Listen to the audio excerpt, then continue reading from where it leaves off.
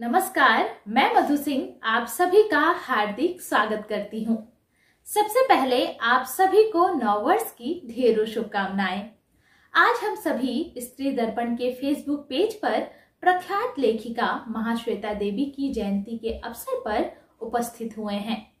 आज हमारे साथ जुड़ेंगी प्रोफेसर सोमा बंदोपाध्याय जी।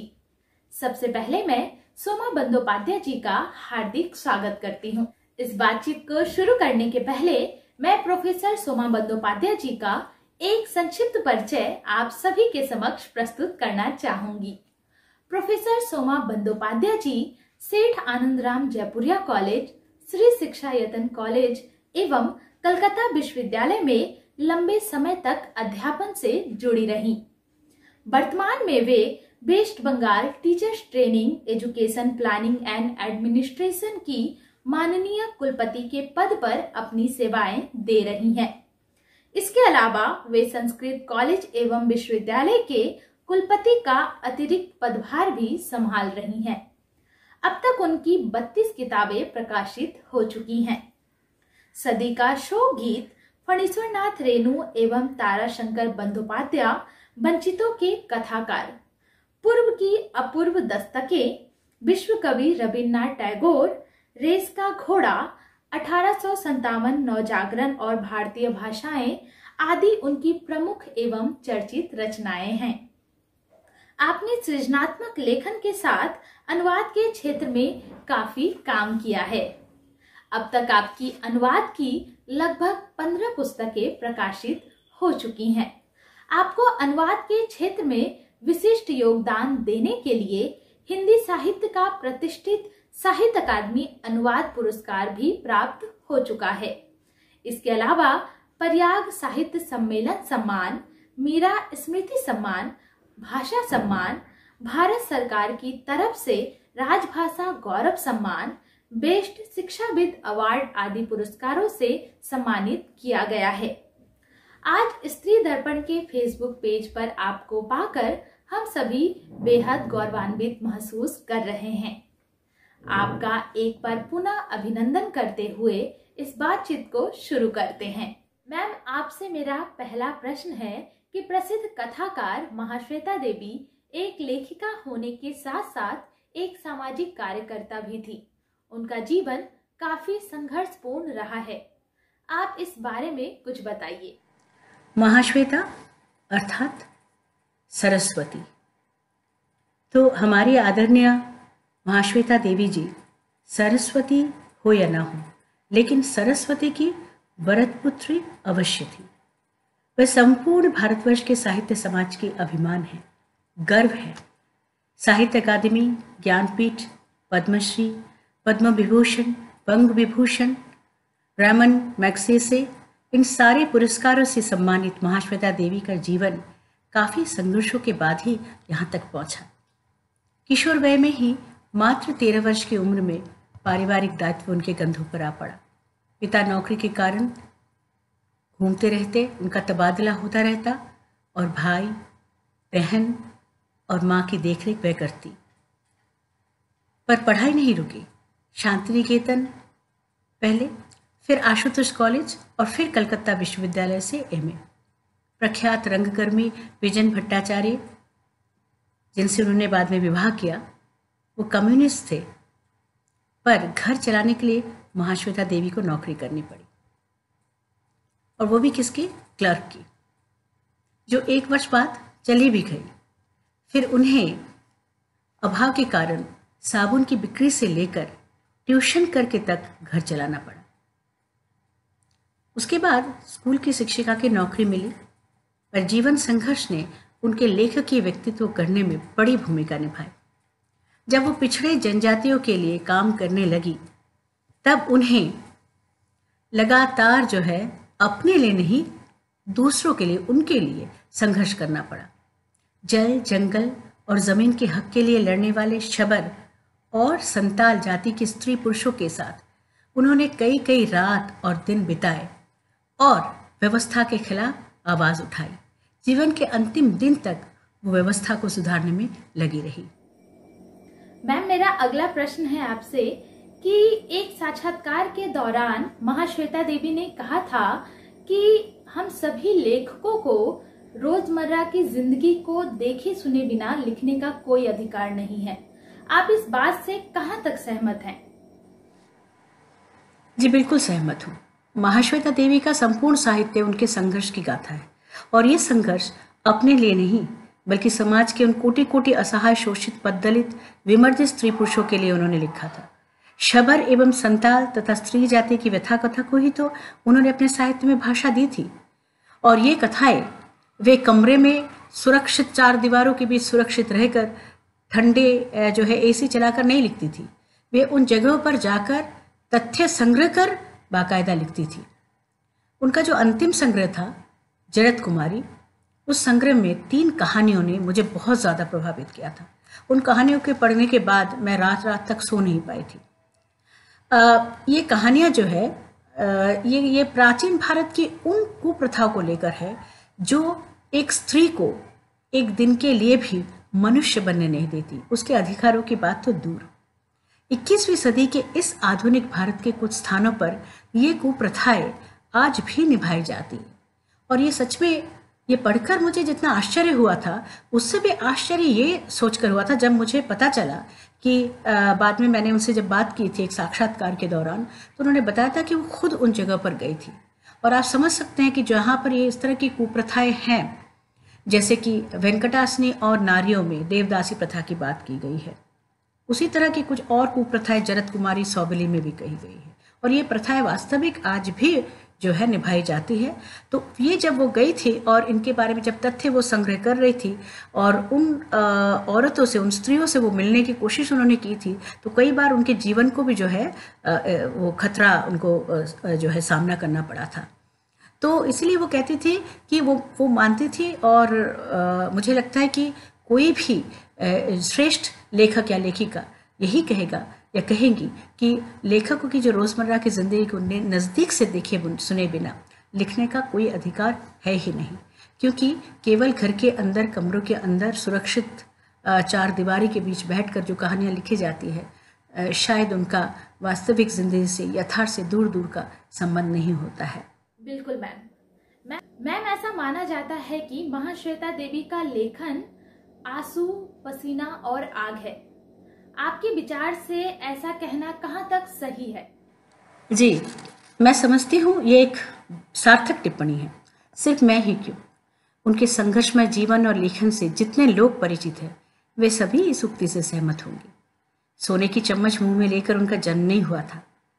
हालांकि साहित्यिक एवं सुसंस्कृत पारिवारिक वातावरण में ही पली बड़ी थी वो, पर बहुत संपन्न नहीं था उनका परिवार। पिता नौकरीशुदा थे, उनका बार बार तबादला होता रहता। 10 वर्ष की छोटी सी महाश्वेता को शांति निकेतन भेजा गया, जहां आश्रम जीवन के कठोर अनुशासन से परिचित हुई वे। पर वहां गुरुदेव रविंद्रनाथ एवं पंडित हजारी प्रसाद द्विवेदी जी जैसे महान विद्वानों का स्नेह भी मिला। पर फिर 13 वर्ष की आयु में कलकत्ता लौटकर अपनी अस्वस्थ माता एवं 5 छोटे छोटे भाई बहनों को संभालना भी पड़ा। उन सबकी देखरेख वही करती, उन्हें खाना खिलाना, नहलाना, सुलाना, यहाँ तक कि कहानी सुनाना। ये कहानी सुनाने की बात से मुझे एक बात याद आ जाती है कि कई लोग नहीं जानते कि वो बहुत अच्छे जो है बाल मनोविज्ञान की ज्ञाता थी। शायद इन भाई बहनों को जो है बचपन में उन्होंने पाला पोसा था, हो सकता है इसीलिए। और उनकी कल्पना हमेशा उड़ान भरती थी और बहुत खूबसूरत कहानियाँ उन्होंने बच्चों पर लिखी है, बच्चों के लिए लिखी है, जिनका मुझे अनुवाद करने का सौभाग्य मिला था। और संपादन उनके बेटे, उनके सुयोग्य पुत्र नवारुण भट्टाचार्य ने किया था, जो कि बाद में बच्चों की कहानियाँ नाम से प्रकाशित हुई हिंदी में। तो खैर, तो घर के कामकाज संभालती 16 वर्ष की आयु में भारत छोड़ो आंदोलन से प्रभावित होकर 1943 में अकाल के समय महिला आत्म सुरक्षा समिति के नेतृत्व में राहत और सेवा कार्य में अग्रणी भूमिका भी उन्होंने निभाई। और यद्यपि विवाह के बाद जब कहा जाता है कि स्त्री का शायद दायित्व थोड़ा सा कम हो जाता है, लेकिन महाश्वेता दी के साथ ऐसा नहीं हुआ। हालांकि उनके पति बहुत नामचीन नाट्यकार थे, विजन भट्टाचार्य जी, लेकिन आमदनी उतनी नहीं थी, इसलिए घर चलाने के लिए महाश्वेता देवी को भी आगे आना पड़ा और किताबें, साबुन क्या नहीं बेचना पड़ा। कपड़े भी सिलने पड़े। अंततः वह शिक्षिका बनी। उन्हें मैंने देखा था बेहद साधारण जीवन जीते हुए, और घर में सबसे महत्वपूर्ण जगह संभवतः उनके लिए लिखने की मेज थी, जहाँ बैठकर उन्होंने ऐसी ऐसी अमर गाथाओं की रचना की। जब वे शबरों के बीच में रही तो उन्हीं की तरह रहती, उनके घर में उनके साथ रहती, ज़मीन पर सोती और जो मिलता वो खाती। इस पर बहुत सी कहानियाँ हैं जो जिनके बारे में जब मुझे पता चला तो मुझे लगा कि सच में एक बड़ी लेखिका या लेखक ऐसे ही बड़े नहीं हो जाते। समाज में हो रहे तमाम विसंगतियों के विरोध में, व्यवस्था के विरोध में सदैव वो गरज उठती थी। कभी किसी भी उस तरह की चीज़ों से उन्होंने समझौता नहीं किया जो कि प्राय कई बार लेखकों को करना पड़ता, कि हम समाज के किन विसंगतियों पर, व्यवस्था के किन मुद्दों पर बात करें या ना करें। लेकिन महाश्वेता दी इन सब चीज़ों से पीछे नहीं हटती थी। वो बेखौफ होकर जो उनको लगता कि जहाँ अन्याय हो रहा है, व्यवस्था के विरोध में हो या फिर समाज के विरोध में हो, वो बेबाक लिख डालती। यही थी हमारी महाश्वेता दी। हम सभी जानते हैं कि महाश्वेता देवी एक बांग्ला भाषी होने के बावजूद बांग्ला भाषा और साहित्य के लिए एक सेतु का काम कर रही थी। आप भी एक बांग्ला भाषी हैं और आप भी हिंदी और बांग्ला के बीच सेतु का काम कर रही हैं। तो मैम, आप यह बताइए कि महाश्वेता देवी के लिए यह कार्य कितना चुनौतीपूर्ण रहा होगा?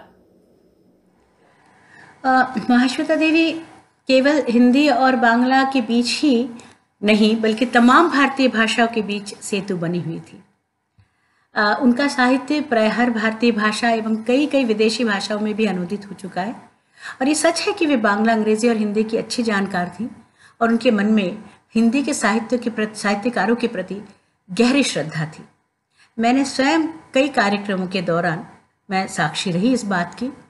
एक बार की बात है, उनके 80 वर्ष पूरे होने पर उनका जन्मदिन हम लोग हमारे महाविद्यालय में, मैं उस समय महाविद्यालय में पढ़ाती थी, अध्यापिका थी हिंदी की, तो उसमें हम लोगों ने आयोजन किया था और जिसमें हिंदी के कई नामचीन कवि आए हुए थे। केदारनाथ सिंह जी थे, काशीनाथ सिंह, मंगलेश डबराल जो बहुत अभी हाल ही में हमें छोड़कर चले गए, और भी कई कई बड़े कवि उस समारोह में उपस्थित थे। और महाश्वेता दी जो है उसमें बिल्कुल एकदम उन सब कवियों के बीच में बिल्कुल नक्षत्र तारिका बनकर बैठी हुई थी। और उस समय जब कवि बोल रहे थे महाश्वेता दी के बारे में, लेखक बोल रहे थे, तो मैंने देखा कि महाश्वेता दी के साथ उनके सौहार्द का संबंध कितना गहरा था। बड़ी दीदी की तरह वो उन पर स्नेह बरसा रही थी और वो लोग उन्हें जो है दीदी की तरह ही वो श्रद्धा और मान दे रहे थे। तो उनका जो है महाश्वेता दी हिंदी की बहुत हिंदी अच्छी जानती थी और उनकी कई कहानियाँ, मुझे लगता है कि सबसे अधिक जो है हिंदी में ही उनका अनुवाद हुआ था उनके साहित्य का। और वो हमेशा बोलती थी कि सुमा, जब तक जो है बंगाल का कोई कवि, कोई साहित्यकार हिंदी में अनुदित होकर नहीं आता, पूरे भारतवर्ष में वो सचमुच में जो है सही अर्थों में वो भारतीय लेखक नहीं बनता है।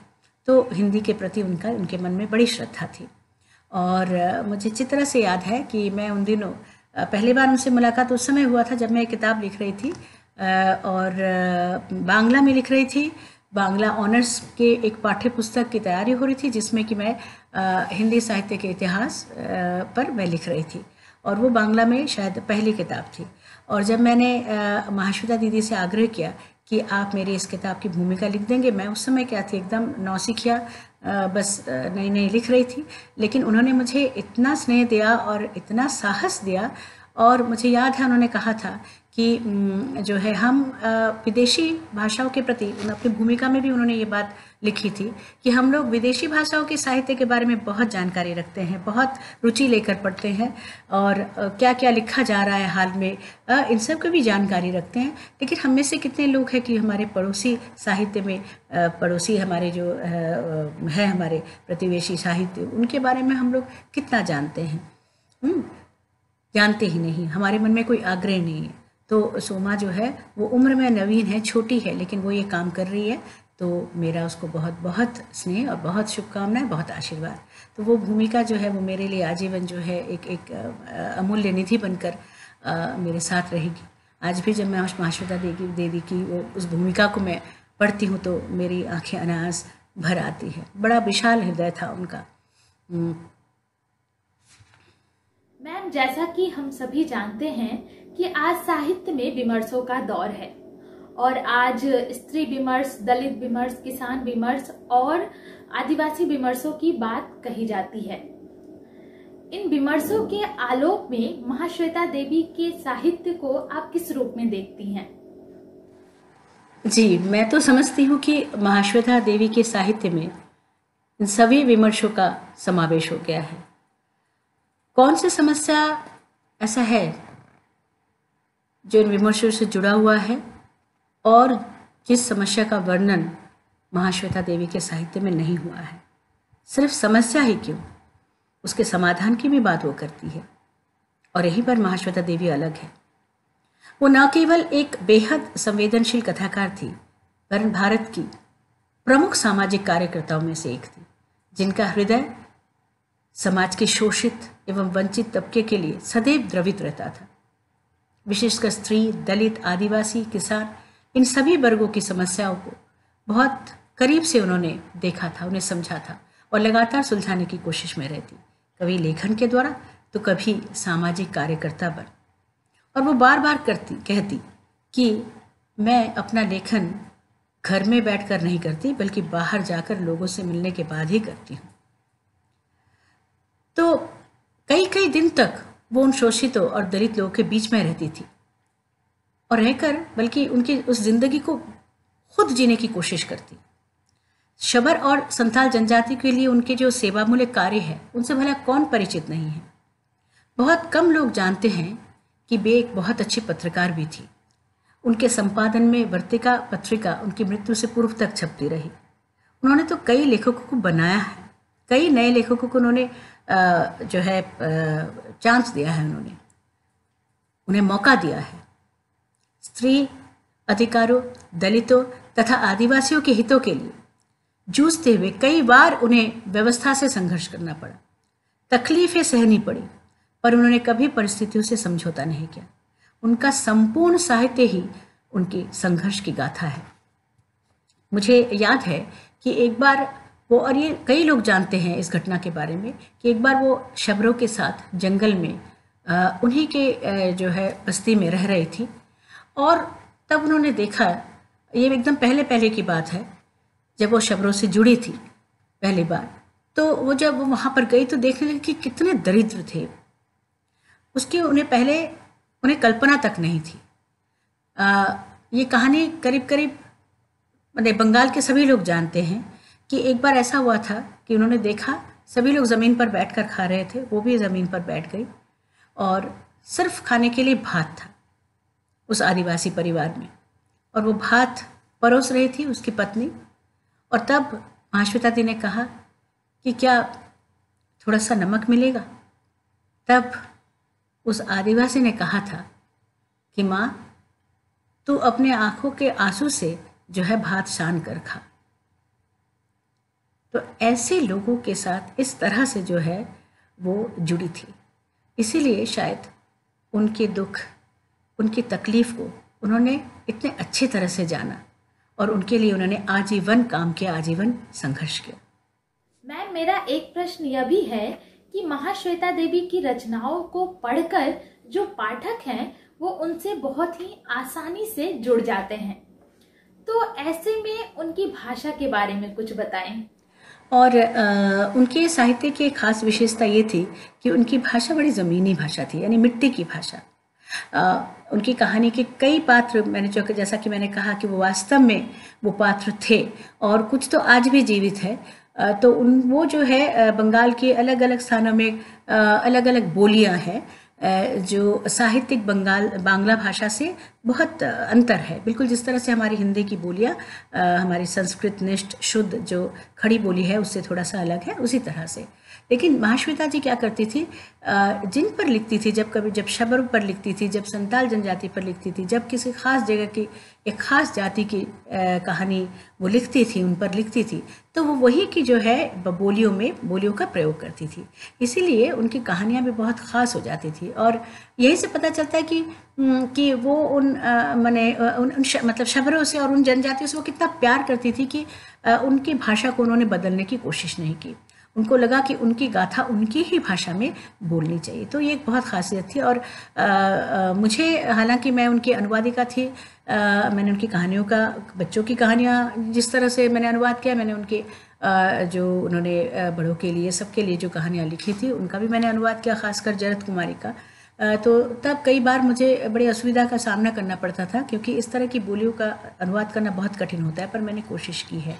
और यही मुझे लगता है कि महाश्वेता देवी की जो लेखन शैली है उसकी एक विशेषता है। मैम, आप यह बताइए कि आज के परिप्रेक्ष्य में महाश्वेता देवी का साहित्य कितना प्रासंगिक है?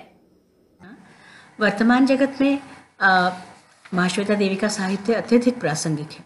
बल्कि मैं तो कहूँगी कि समाज, संस्कृति, परिवेश से जुड़े जिन विसंगतियों की, जिन समस्याओं की बात उन्होंने की है अपने साहित्य में, जिनको उन्होंने रेखांकित करना चाहा है, जिनका समाधान सूत्र उन्होंने ढूंढना चाहा है, वे सब आज भी प्रश्न बनकर हमारे सामने मुंह बाएं खड़े हैं।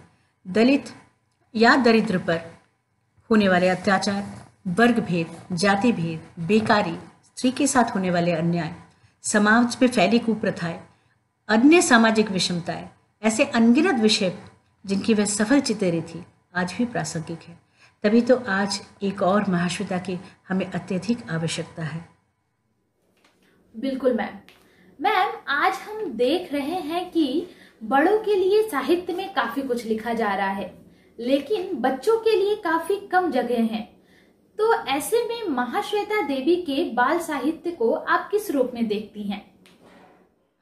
जैसा कि मैंने कहा कि महाश्वेता देवी क्योंकि बचपन में जो है अपने छोटे छोटे 5 भाई बहनों को उन्होंने ही संभाला था, तो वो बाल मनोविज्ञान की बहुत अच्छी ज्ञाता थी और बच्चों को कहानी सुनाने की कला उनको खूब आती थी। पहले तो वो परिकथा ये सब सुनाती थी, लेकिन बाद में फिर मनगढ़ंत कहानियाँ खुद ही जो है कल्पना से कहानियाँ बनाती, और वही कहानियाँ जो है बाद में मुझे अनुवाद करने का मौका मिला। उनके सुयोग्य पुत्र नवारुण भट्टाचार्य जो भाषा बंधन पत्रिका भी निकालते थे, और भाषा बंधन हिंदी और बांग्ला के बीच में एक सेतु बंधन का काम करती थी। ये पत्रिका बहुत महत्वपूर्ण पत्रिका, जिसके माध्यम से कई हिंदी के कवि और लेखक जो है वो बांग्ला में अनुदित हुए और बांग्ला के पाठक उनसे परिचित हुए। तो नवारुण भट्टाचार्य खुद एक बहुत बड़े कवि थे और उन्होंने महाश्वेता दी के सपनों को पूरा किया था कि भारतीय भाषाओं के बीच में एक सेतु बंधन का काम हो। तो ये जो मैं बाल साहित्य के बारे में बोल रही थी, तो बहुत अच्छी कहानियाँ उन्होंने लिखी है, और वो कहानियाँ यूँ ही केवल परिकथा या मनोरंजन करने के लिए कहानियाँ नहीं लिखी थी उन्होंने। उन कहानियों में भी इन खासकर ये जो दरिद्र, ये जो पिछड़े जो जनजातियाँ हैं, उनकी समस्याओं को लेकर जो है ये कहानियाँ लिखी गई है। खासकर शिक्षा के मौलिक अधिकार को लेकर वो बहुत जो है उनकी आवाज़, जो उन्होंने आवाज़ उठाई थी।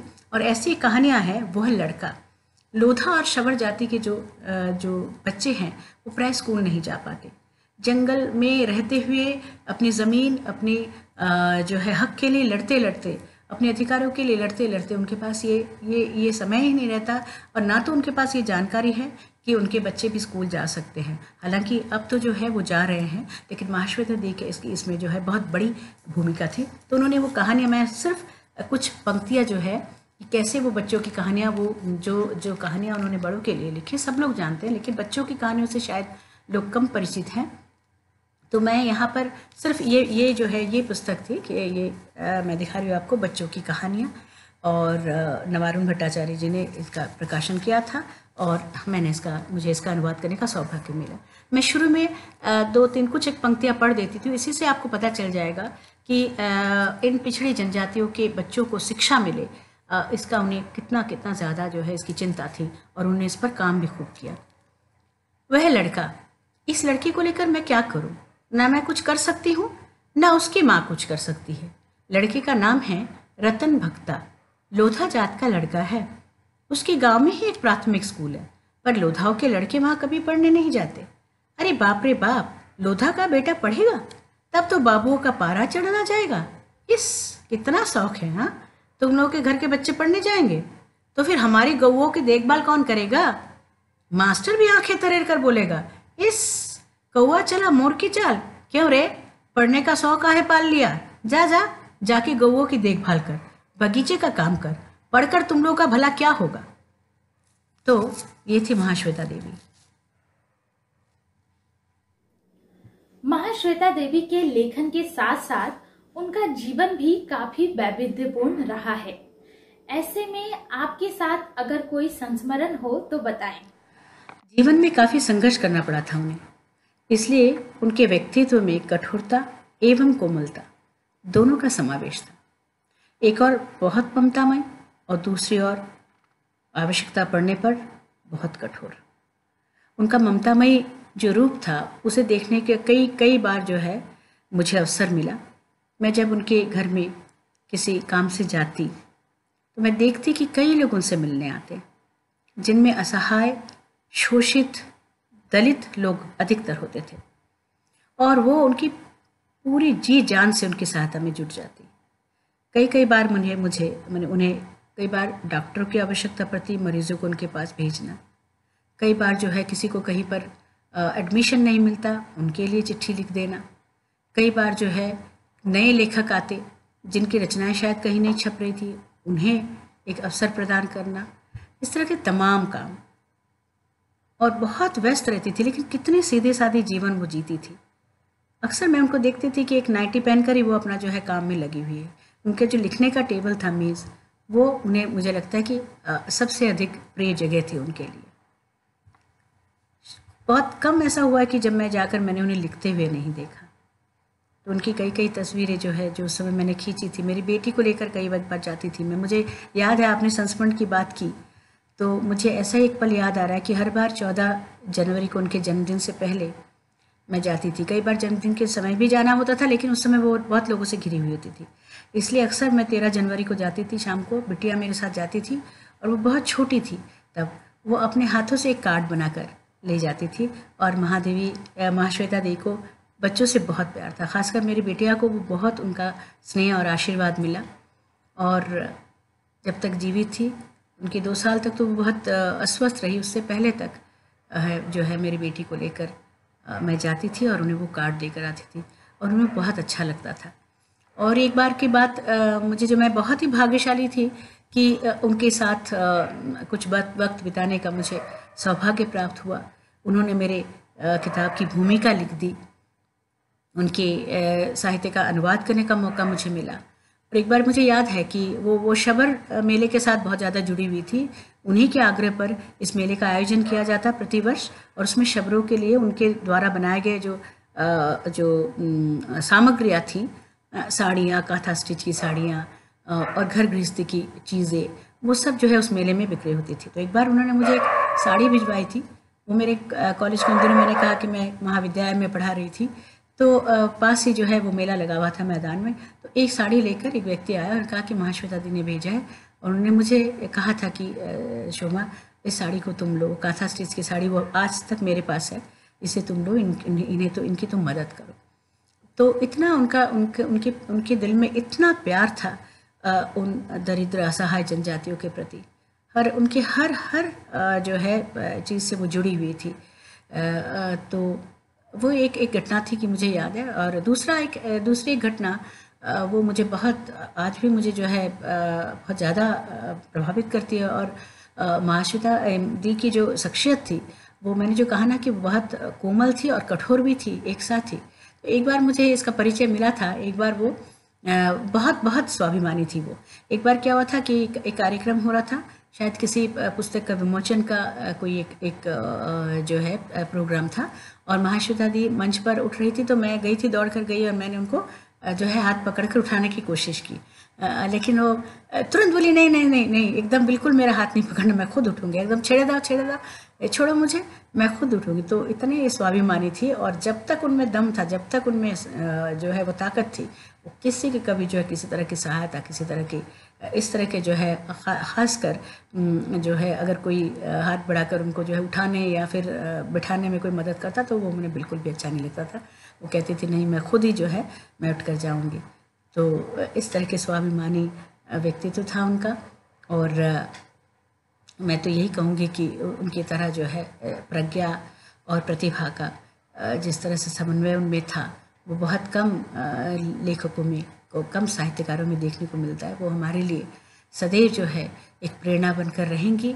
और शायद कभी ऐसा वक्त भी आएगा कि इतना सारा साहित्य, इतने कठोर परिश्रम के बाद, और इस तरह के लोगों के साथ, जनजातियों के साथ एक जो है उनके दर्द को भोगते हुए, उनके दर्द को झेलते हुए, उनके जीवन को उनके साथ जीते हुए कोई उनकी समस्याओं का समाधान इस तरह भी करता है, तो ये जो है वो हम सब के लिए प्रेरणा की मूर्ति स्वरूप है। और वो जब तक मुझे लगता है कि साहित्य रहेगा, तब तक महाश्वेता दी का नाम रहेगा। बहुत बहुत धन्यवाद मैम, आपने महाश्वेता देवी के बारे में महत्वपूर्ण जानकारियां दी। इसके लिए हम सदा आपके आभारी रहेंगे। मुझे उम्मीद है कि इस साक्षात्कार को सुनकर हमारे सभी श्रोतागण समृद्ध होंगे। बहुत बहुत धन्यवाद मैम। आप स्वस्थ रहें, सुखी रहें एवं सक्रिय रहें। धन्यवाद।